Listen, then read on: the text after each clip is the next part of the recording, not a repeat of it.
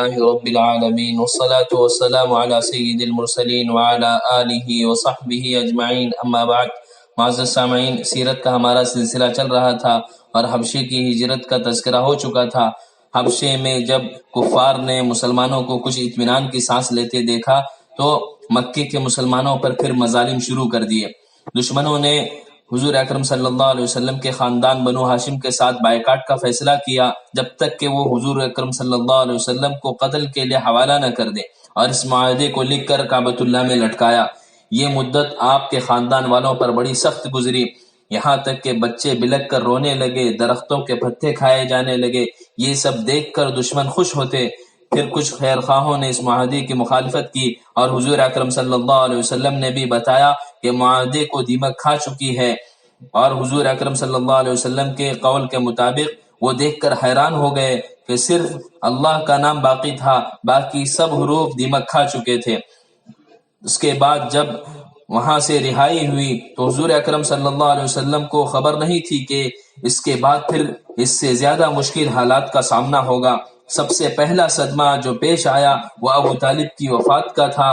پھر کچھ دنوں کے بعد میں حضرت خدیجہ رضی اللہ عنہا بھی چل بسی۔ یہ نبوت کا 10واں سال تھا جس کو حضور اکرم صلی اللہ علیہ وسلم نے عام الحزن یعنی اپنے لیے غموں کا سال قرار دیا۔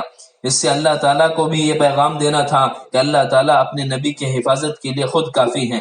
ان دو ظاہری سہاروں کی وفات کے بعد مخالفت کا طوفان پھر امڑ پڑا۔ قریش انتہائی ذلیل حرکتوں پر اتر آئے، شریر بچوں کو آپ کے پیچھے لگا دیا، جو شور مچاتے، تالیاں پیٹتے، مذاق اڑاتے، آپ پر کچرا پھینکتے، حتیٰ کہ چہرے انور پر تھوک دیتے۔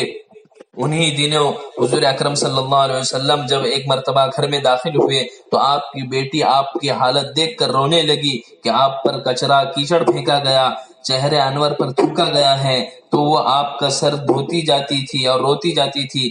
حضور اکرم صلی اللہ علیہ وسلم اسے تسلی دیتے ہوئے فرماتے، بیٹی رو نہیں، تمہارے والد کی اللہ خود حفاظت فرمائے گا، اور فرماتے کہ ابو طالب کی وفات کے بعد یہ بڑے سخت حالات پیش آ رہے ہیں۔